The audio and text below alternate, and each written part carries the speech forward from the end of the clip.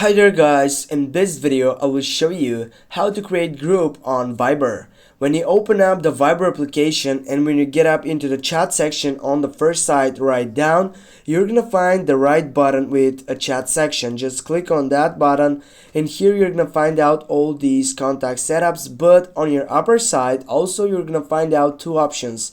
The first one is our main point of this video, in which, as you can see, is new group. Just click on it and here guys you can choose up which sites or which contacts you're gonna add it on your group setup.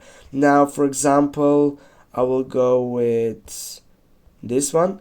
Now go for right down button with blue side and here you can add the name of your group. For example, I don't know, this one. Go on the tick on your right upper side, and as you can see guys, I have created a group on Viber.